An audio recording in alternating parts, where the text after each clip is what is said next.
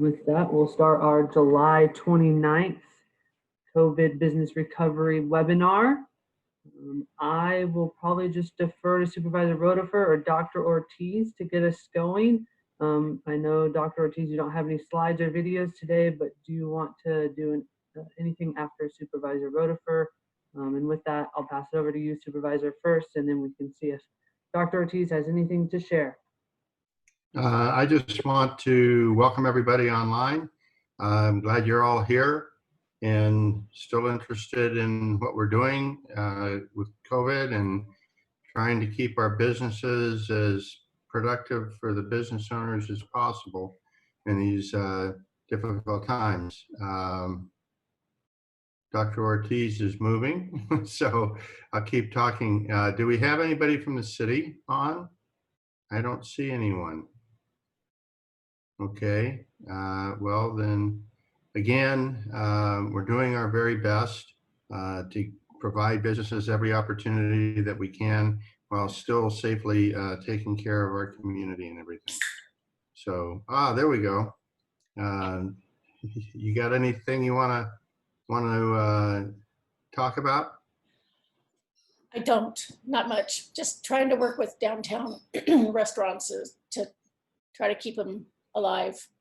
Yeah, we're doing and in compliance. Yeah. Okay. Well, great.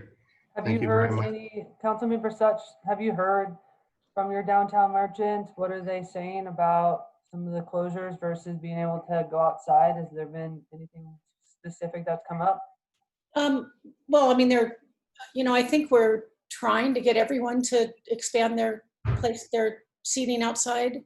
It's tough because the sidewalks are narrow. And we, I feel pretty strongly about ADA compliance, but,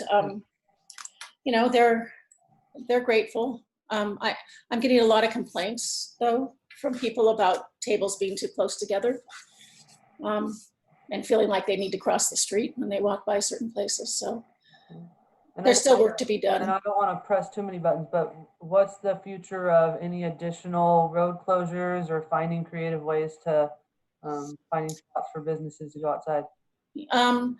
Bradford is probably not on the table but as Chief Vanderwill said, almost any street downtown besides Bradford. So it just, the restaurant has to be adjacent, so it's limited. It's limited, but I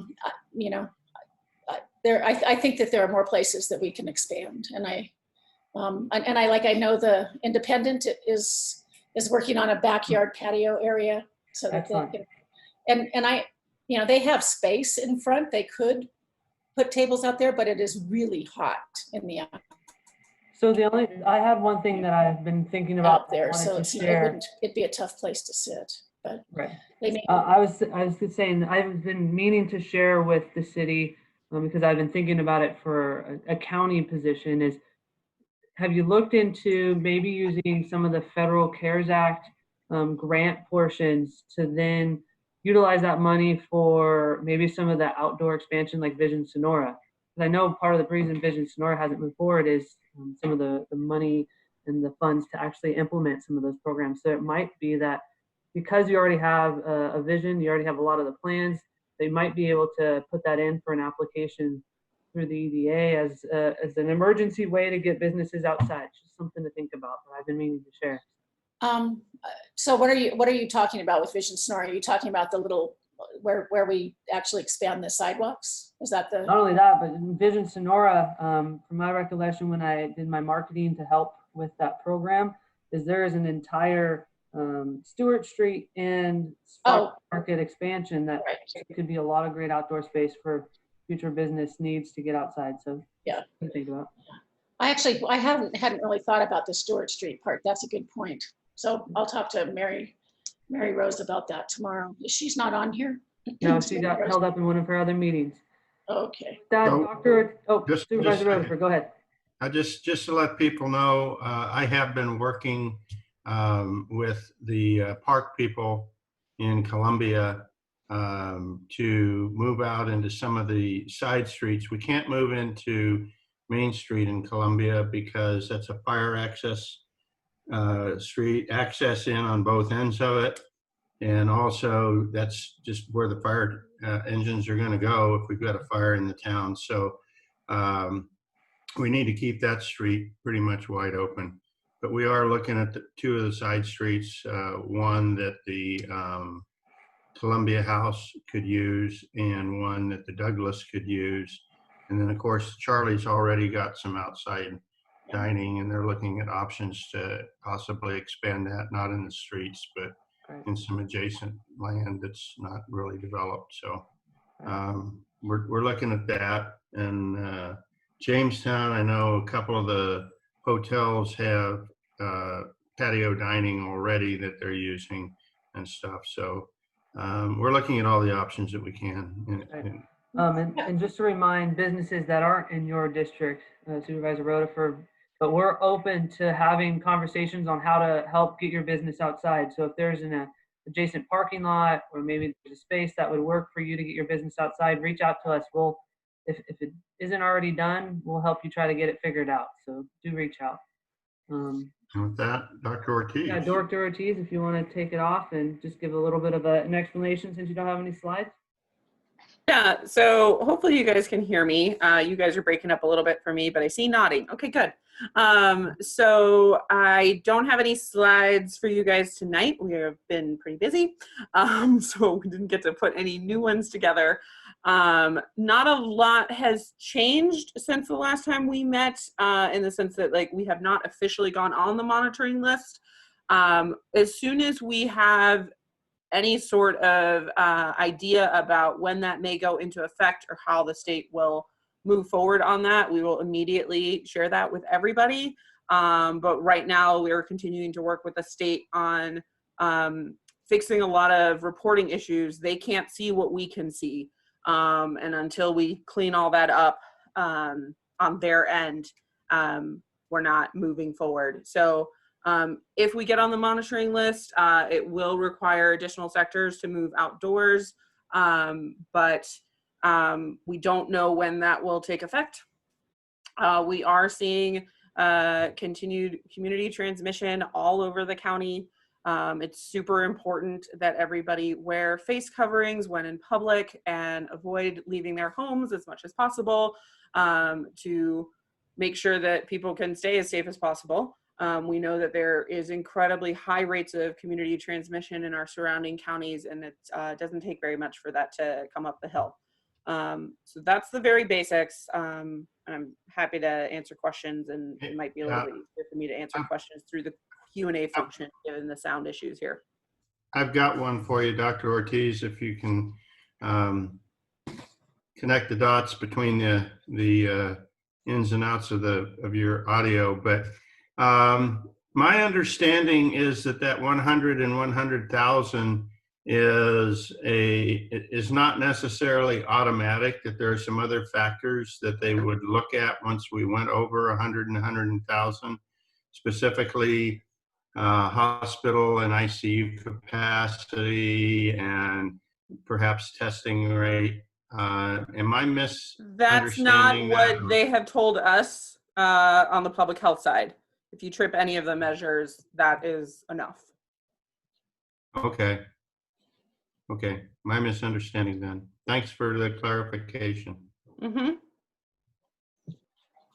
And Dr. Ortiz, for me, what does it mean if we're back under the threshold before we're on the monitoring list? Anything? Or are they? So if you get on the monitoring list and then you get off of the monitoring list, the business sectors that had to go outside still have to stay outside until the state changes that.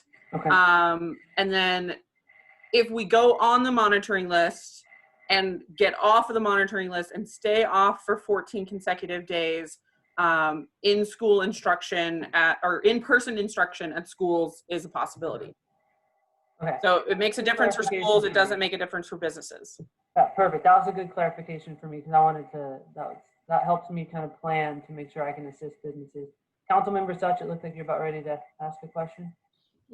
No, I was just turning up my volume. Sorry. Okay. With that, does anyone have any any other questions for Dr. Ortiz before we go moving on? So one of the things that I've gotten a question in my email, which tees up perfectly for you, Corey, and kind of gives you a softball is just about the state public health officer and public health doctor talked about enforcing fines and non-compliant businesses. And then the question was, what is our county doing? So Corey, what is our county doing? And maybe introduce yourself and your role and kind of what's the next steps for you guys. Thank you, Cole. Yes, my name is Corey Allen. I'm with the Health and Human Services Agency. And what I'm doing right now is helping support the Business Education and Compliance Division. We are a small division. We're comprised of 2 library assistants, a supervisor who comes from the rec department, and myself. And what we're doing is connecting with the businesses who are being brought to our attention from your neighbors, your partners, your the patrons that are coming into your businesses. And if they have any concerns, they do bring them to our attention through the health department line. And what we're doing is making a phone call. We're reaching out and providing information.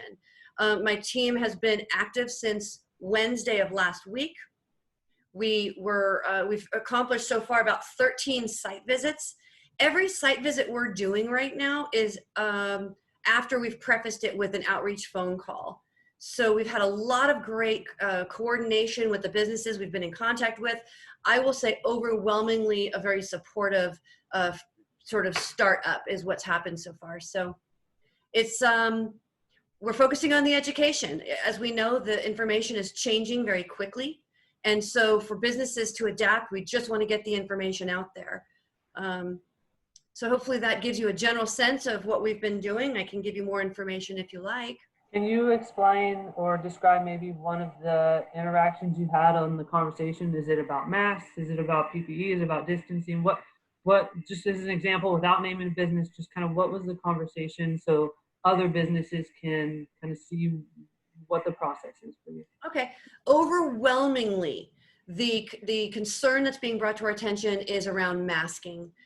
Patrons of your establishments not masking and staff not masking. So we separate those two as 2 individual worries. And what we're seeing is a lot of the face shield being used in place of a mask. And what I want to help this group here is the mask, the face shield really must have a drape. The drape finishes and closes off the section so that those particles don't actually pass to the people in your space.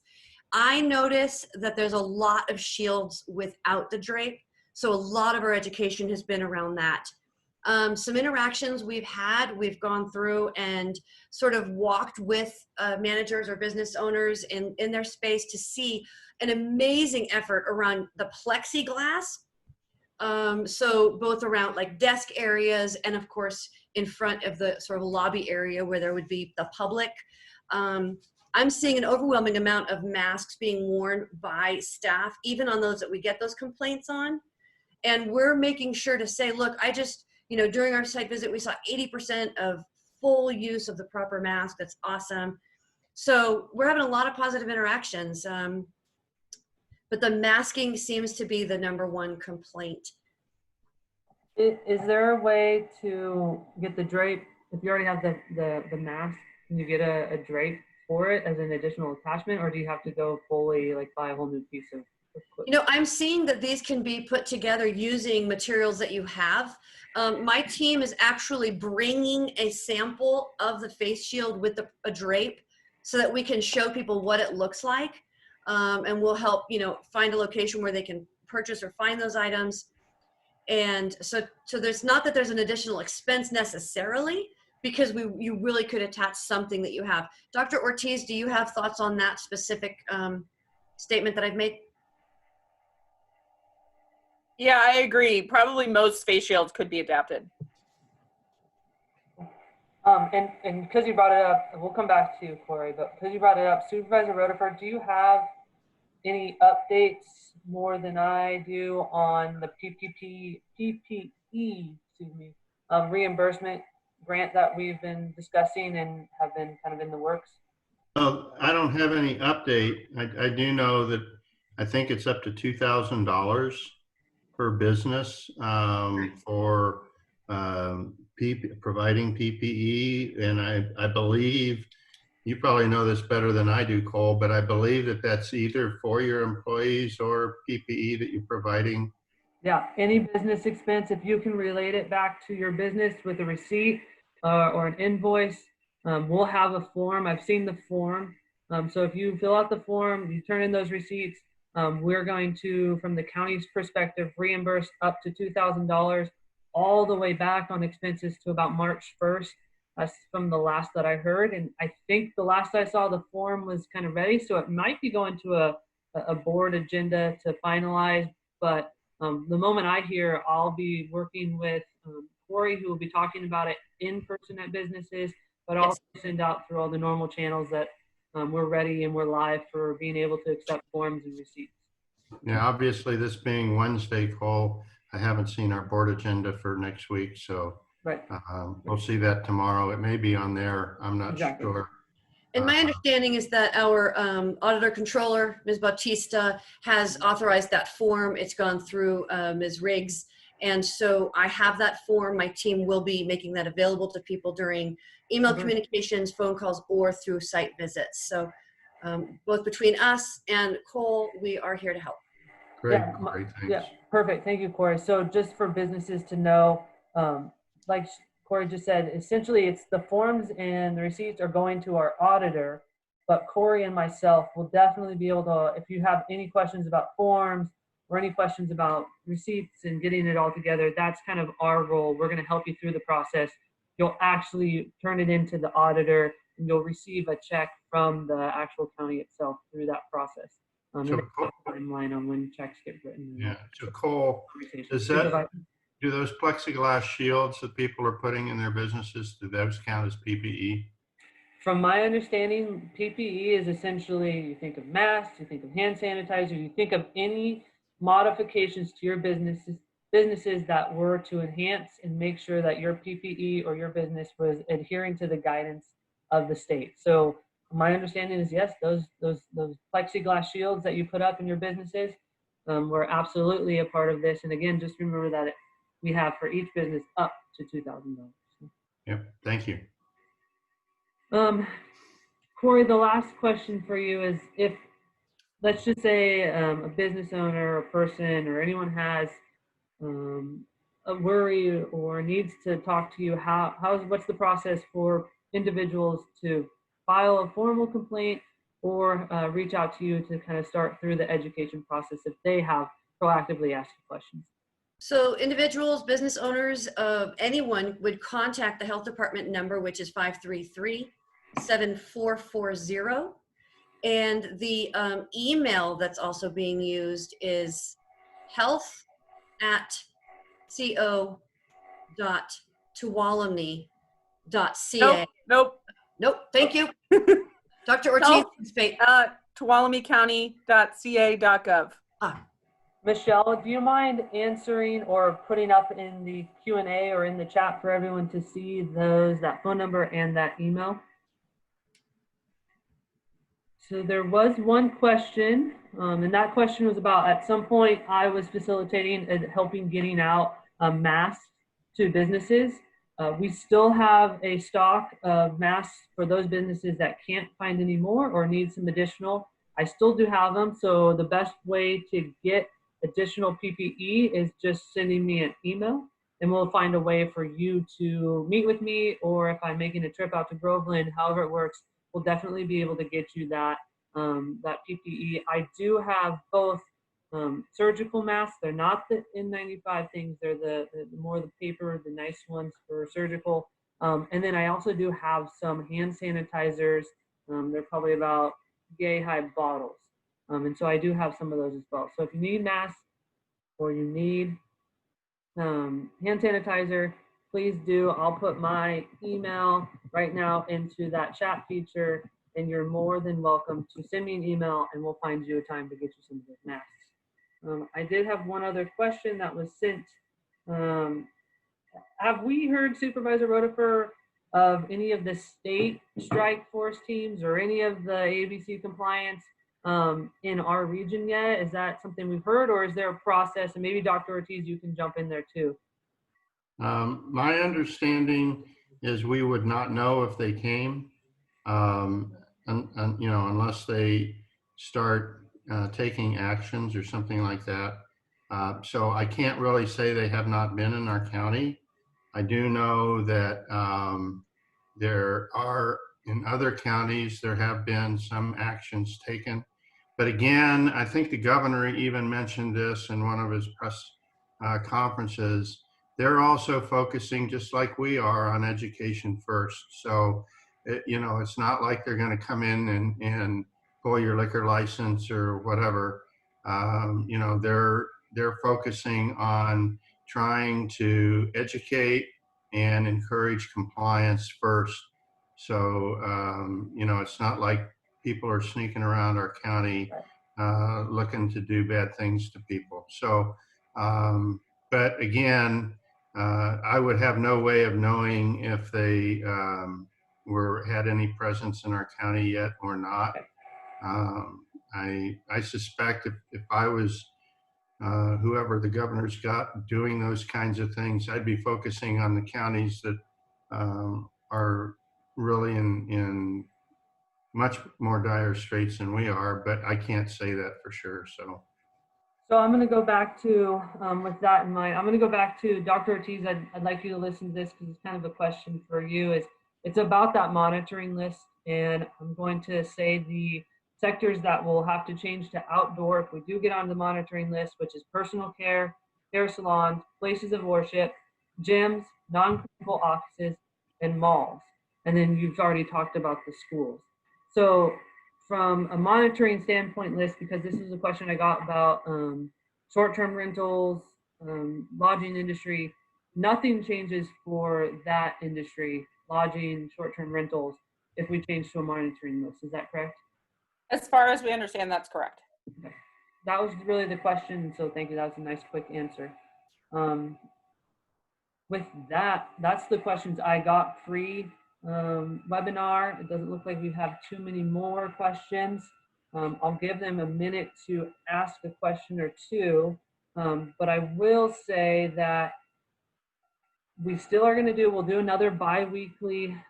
So not the, excuse me, I'm looking at my calendar, not the 5th, but we'll have another one of these webinars on the 12th. But if you need more information, or you want to talk about businesses, or you want a chance to ask me some questions via the Zoom style on a weekly basis, every Thursday at 9 a.m., we're doing a Tuolumne Talks Business. We'll have a guest that either is relevant to the coronavirus, relevant to sharing adaptation innovation models, or relevant just to some attraction or expansion programs that we can utilize in Tuolumne County. So tomorrow is actually, and this is open to any city council member, any county member or county employee. Tomorrow, we're actually going to have Cal OES on the program for about 15, 20 minutes, kind of covering the programs they do, giving us some insight, and maybe giving us some ideas on if there's additional PPE available from the state, or kind of some of those questions. So that'll be kind of interesting. It looks like we got one question. Let me look at, is there any action being taken by the county to offer relief? I know we've talked about this before about taxes, TOT, property tax. I know that local, state, and federal have talked about it and kind of had some discussions. Have we talked about that, Supervisor Rodefer? I know you have that as sort of a board agenda for a ballot measure, but any update on taxes? Have you heard of any other counties making any decisions on any of those taxes?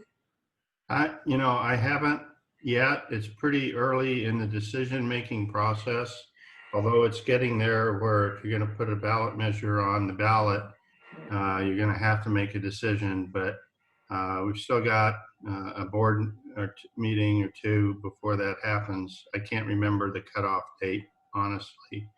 I'll just tell you, it's pretty obvious that government revenues are going to be down significantly at all levels of government due to less sales tax, obviously. Businesses aren't operating at full capacity. Property tax really isn't getting affected terribly. But all manner of other taxes, the gas tax and all that stuff. I can tell you, I had an essential travel over to, I was actually over in Daly City, and I'm telling you, there's no traffic on the streets in the Bay Area. I mean, literally a drive from my hotel out by the north part of the airport to Daly City, which normally takes me about 15 to 20 minutes, took me 7 minutes. And no, I wasn't speeding. I was previously over in Monterey as well on another business trip, and it's equally the same. So there's a lot less travel, a lot less use of gas and stuff like that. So all manner of revenues are going to be significantly impacted. And honestly, I can't even begin to predict how that's going to impact our government services without some help. And of course, right now, we're getting that help through the state and the feds. But I also have to remember, I don't know where they're going to get the money either. I mean, the state is getting it from the feds and passing it through to us, but I don't know where the federal government's going to get. We're already $3 trillion, and I have no idea how much more we're going to be before this is over. So my only response would be that also you can reach out to me to have that conversation of what does it look like in other counties? Are other counties doing anything similar? And how can we kind of mitigate, rather than tax revenues, how can we mitigate some other business expense or find you an incentive or grant to kind of counterbalance that? So just reach out so that we can have that conversation. And it looks like the next question is again about the ballot. Let's take that offline to a different kind of format so that we can have that conversation. This one's more about the coronavirus and how we're kind of impacting there. And so with that, I have my Tuolumne Talks to business tomorrow. And we'll pass it over to, let's go, Supervisor Rodefer. I'm going to go Corey, Councilwoman Such, Dr. Ortiz, any last comments, and then Supervisor Rodefer, you wrap it up. And so Corey, got any last comments for everyone? No, just thank you so much for allowing me to be here, and I look forward to continuing to work with you guys. Thanks, Corey. Do you want me to go? Yes, please. I don't have anything else to add. I actually did learn a few things tonight, though, so I'm grateful for these meetings. Thank you. Thank you, Councilwoman Such. Dr. Ortiz, any wrap up? Yeah, just of course, we will notify people as soon as we know anything from the state about the monitoring list status, and just encourage everybody to please do everything they can to keep the disease transmission as low as possible so that as many businesses as possible can safely stay open.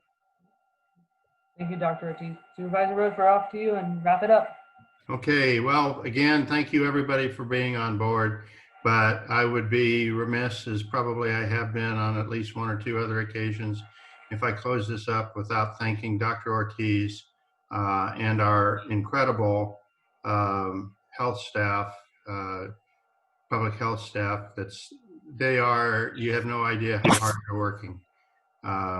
It's just an incredible workload on a relative handful of people. And so, Liza, please pass on. I'm sure I can speak for the whole board. I try not to do that very often, but on this one, I'm very comfortable speaking for the whole board that please pass on to your folks how much we appreciate it, but also how much this community ought to appreciate it too for everything you're doing to keep us safe. And Michelle, that includes you, and Corey, thanks for taking on this task. I think you're on the right path. This isn't about community divisiveness. People do get a little angry at times. I would ask those of you that are on the line from the public to try and put your emotions aside. We're all trying to get through this together. And along with that, I got to thank the city because we are doing this together with them as well. And Cole, thank you for putting this on. And again, thank you for doing all you do for our businesses. Honestly, I get nothing but positive comments from our business owners on their interactions with you. So I'd like to keep that going. So again, thank you I'll for try. everybody for being on the horn tonight, and we'll see you in a couple weeks.